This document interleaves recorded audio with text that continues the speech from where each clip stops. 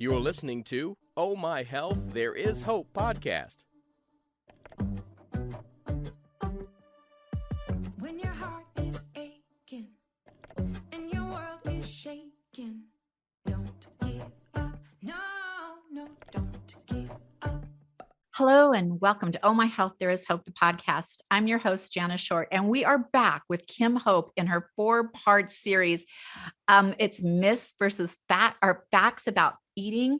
And we literally just finished recording 2 amazing episodes. If you haven't listened to them, you're going to want to go back and read Why Not Diet and Taking a Whole Foods Approach is part 2. You guys are going to love that. Kim is a certified holistic practitioner. She's certified nutritionist, or certified in nutrition and plant-based eating, certified functional trainer, and certified essential oils coach. She is certified for everything. And you know, that's my thing, making sure they're educated when they're teaching you something. Kim believes that the body can heal and how we live our lives has an impact on our health. Kim's passion and mission is to educate others on the dangers of toxins for whole body and how a few changes at a time that we can thrive in our long, healthy, beautiful life. I love what you're doing, Kim. I'm loving this series, and we are going to start talking about women and hormone balancing, which I think is so important that people are not connecting food with our hormonal balance. And it is key. It is like the number 1 key. Yes. And I think it's the missing key for a lot of women. And when we eat the right foods in the right quantities, we're actually helping keep our, body balanced. And I think one of the biggest misconceptions that is out there is having high cholesterol and going on statin drugs to help manage that cholesterol. And really what you're doing is stopping those hormone pathways from cycling the way that they should be. And when we put artificial things in our body, it takes the place of what our body should be doing naturally. And our body is meant to have cholesterol. Cholesterol is what makes hormones. And when we are, and so many women, because it's men and women, but what happens, because I teach with a lot of women, is when we don't eat the right foods and we're eating a lot of fatty foods that are overly processed, different things like that, our cholesterol will rise. But it's not just, I think that doctors, and even if you'll meet with dietitians, the first thing that they want to do is put you on a statin drug to kind of control the cholesterol. And you can control your cholesterol by diet and exercise. And we don't necessarily need a pill to do that. And what happens when you stay on a statin drug for a long time is that not only are your hormones still out of balance because your cholesterol, you're trying to suppress the cholesterol. So being on the statin drug is actually suppressing cholesterol production in your body. And when you do that, then your body is not going to be making the hormones that it needs to be. But also it inevitably can lead towards diabetes, because we also need that cholesterol to help break down the sugar. And because glucose is such an important part of getting broke down. So there's all these different processes that happen. And we are too quick to jump on a bandwagon of looking at only one thing as opposed to looking at the whole picture and really looking at a whole body. And every single person is different. And so to eat a certain way or do a certain thing because your friends are doing it or even your family is doing it, when you aren't seeing, my recommendation would be seeing a functional practitioner and seeing a functional doctor who can then do the testing to see, let's see where your hormone levels are. Maybe your cholesterol is high because your cortisol levels are off. If you are under a lot of stress and your cortisol is rising, then that's going to affect your progesterone. And if your progesterone is, having trouble, then that's going to affect pregnenolone. And pregnenolone is the mother of all hormones. And for women, we need pregnenolone to then do DHA and your estrogens. And there's more than one estrogen. We have multiple. And what ends up happening is if we're in constant stress, and as women, we tend to be more stressed than men. We're worried about our husbands. We're worried about our children. We're worried about getting this done and that done because we take on a lot of things. And then we're in chronic stress. And chronic stress is like that fight or flight. You're being chased by somebody and your body tries to protect you. So it raises your cortisol levels and it helps your digestion because we know, oh, something's going to be happening. And your body is getting into this, I'm going to protect you mode. But then when the event stops and you're stopped being chased, then everything can kind of go back to normal. And your body's like, okay, we put out the fire. We're good. Let's get back to, running the way that we should be. But if you are constantly in that fight or flight mode, it's affecting your hormones because your cortisol level is up. And then when your cortisol level is up on one side, your hormones are going to drop on the other side. Your estrogen is going to tank and your menstrual cycles are going to be off. The way our metabolism work is going to be off. The way we digest food, the way we break down sugar. There's so many different things that are affected by our life is supposed to be in balance, but our body needs to be in balance. And when we take in the wrong foods and the toxins on our skin and we're in constant stress, it's going to affect our hormones. And as women, I think that women feel that, and this is like the biggest misconception is that when we have our younger daughters and they are having strong menstrual cycles where they're getting headaches, they're getting migraines, they're having severe cramps. Well, we need to put them on a medication for that because that will help them get over that. In essence, you're just stopping the cycles that your body is meant to do. And when we stop those cycles, there's going to be consequences on the other side, meaning more of a chance to have different cancers, endometriosis. I know for me personally, my own daughter was a byproduct of that because we listened to what doctors told us. And now as a girl thriving close to 30 years old, had a health crisis with her endometriosis. And, if we did not get that taken care of, she probably would not be able to have children, when she so, desires. But again, I didn't know things growing up with my kids. We didn't have the internet. We didn't have people learning the stuff that we learn now. And when you talk about my certifications, like, yeah, I have a lot of certifications, but I want to keep learning. And because I want to educate, it's not about the title I have. It's about the knowledge that I have that I hope I can give to somebody else so that they'll make the changes that they need to make in their life so that they don't hit brick walls like I did with my Hashimoto's or with my daughter with the endometriosis or with the countless other women that I've seen have major things happen in their life because they ignored how they were feeling now. Oh, if I feel fine now, then I must be okay, until one day you don't. And it's very hard to dial that back. You might have an irreversible diagnosis that a major surgery, an organ removal, or just having something that we can reverse some of it. But like I have osteopenia, I will always have it.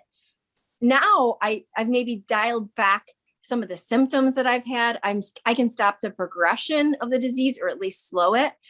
But not knowing the different foods I was eating and what I was exposing myself on a daily basis and my family has now created this thing in my life that I have to accept, and I'm just going to move forward. And I just want to be able to help that with so many women because hormone balancing is one of the biggest things that we ignore. And and even for myself, for my Hashimoto's, a lot of medical doctors will run tests for hormones and they're only looking for one thing for thyroid, and that's the TSH hormone. And there are several hormones that we need to be looking at. What are your T3? What are your T4? Is it converting?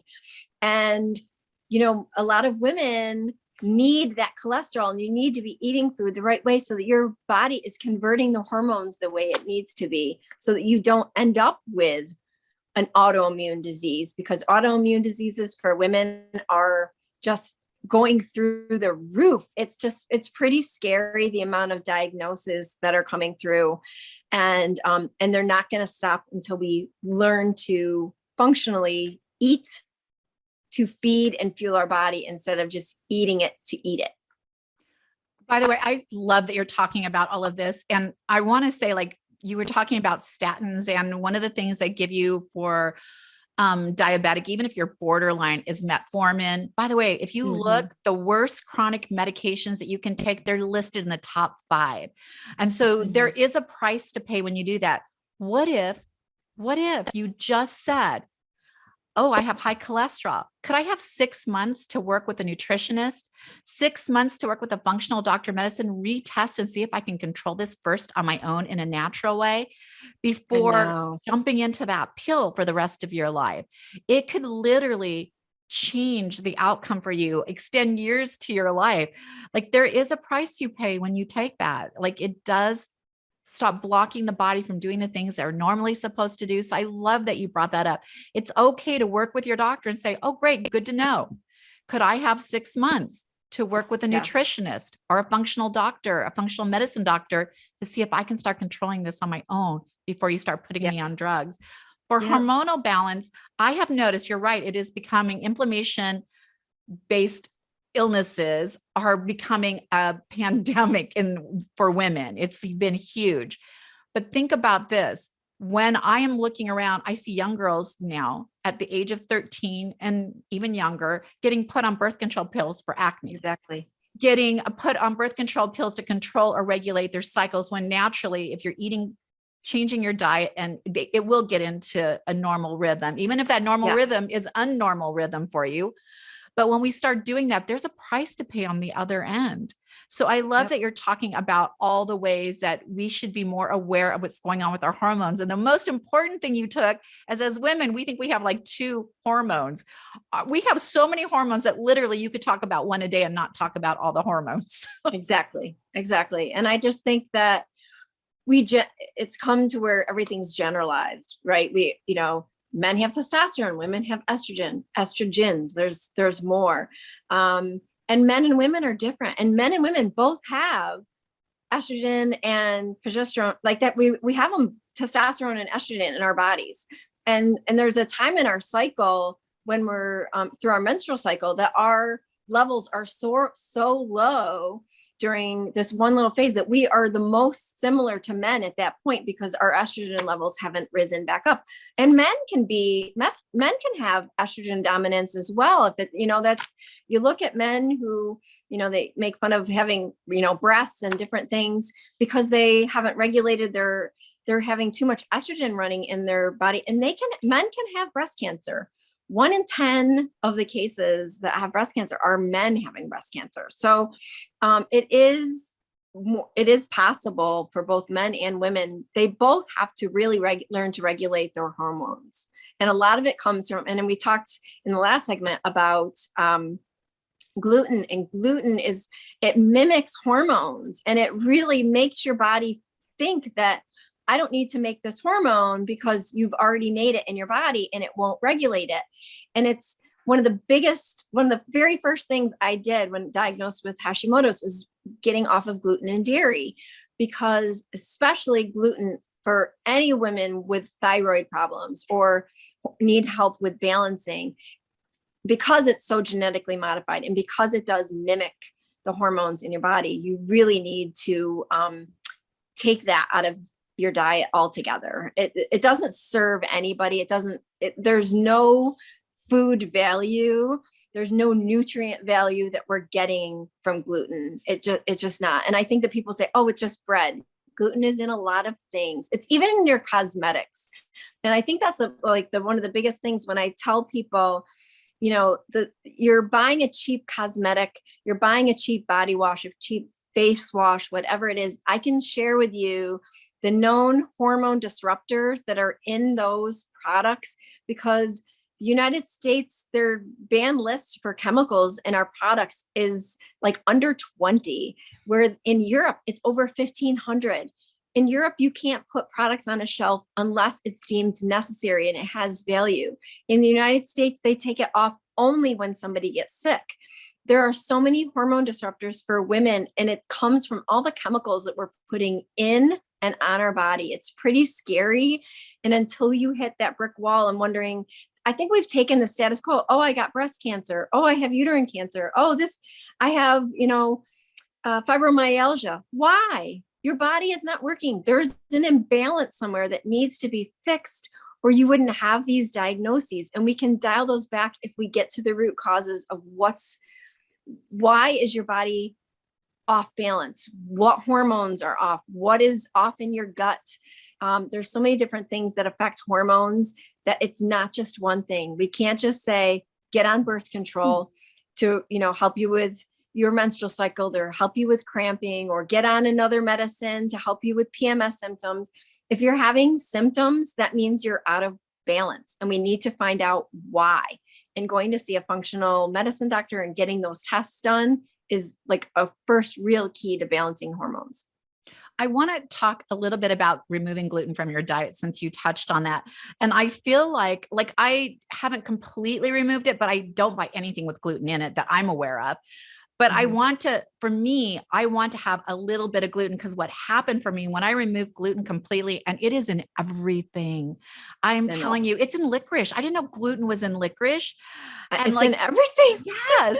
And so when I removed a ton of it from my diet, I had something that had gluten in it that I wasn't aware of, and I got violently ill because my body just not want that anymore. So now I eat a piece of licorice every week because, first of all, I like red licorice, but I want to keep a little bit of gluten in my system. So should I be out and eat gluten, it won't make me sicker than a dog, like not knowing that it's in there.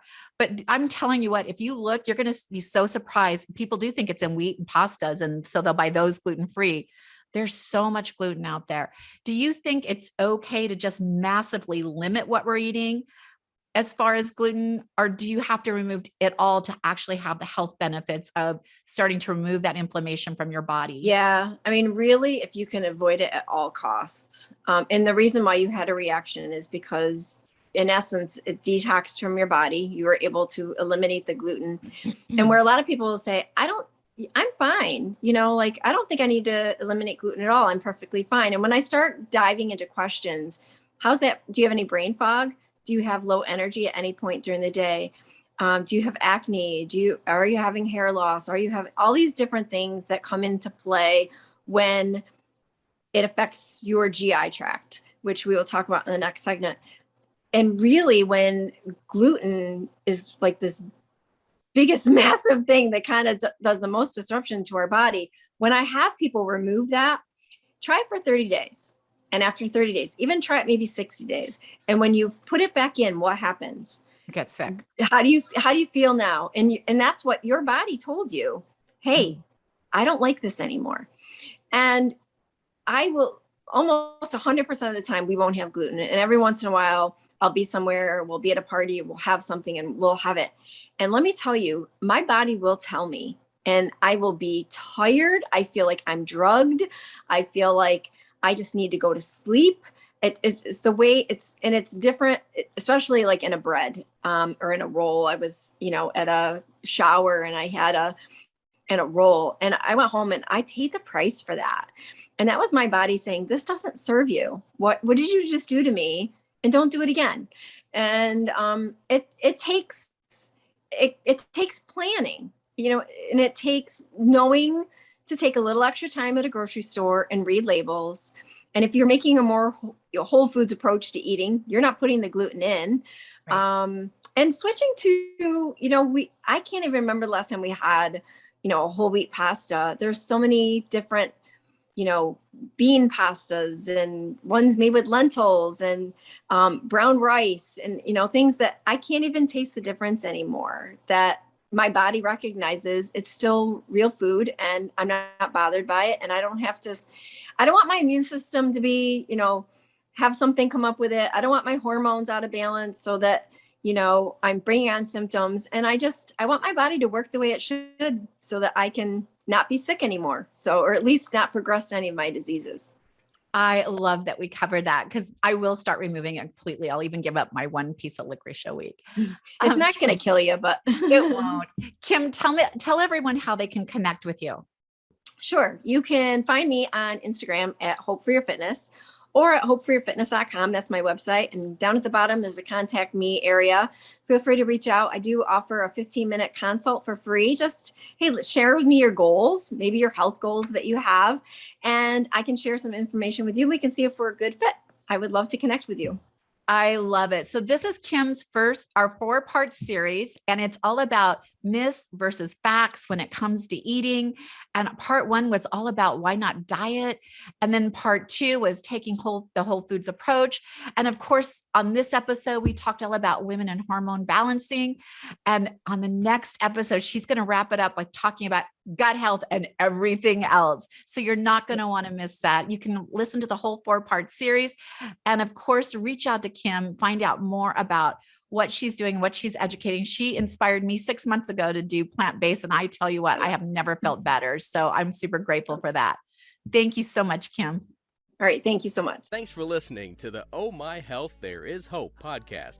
Make sure to visit Jana's website, bestholisticlife.com, where you can subscribe to the show on iTunes, Google Play, or listen there, so you'll never miss an episode. While you're at it, if you found value in the show, we'd appreciate a rating on iTunes, or if you simply tell a friend about the show, that'll help too. Let's change the world together, one health expert at a time. Looking forward to seeing you next time.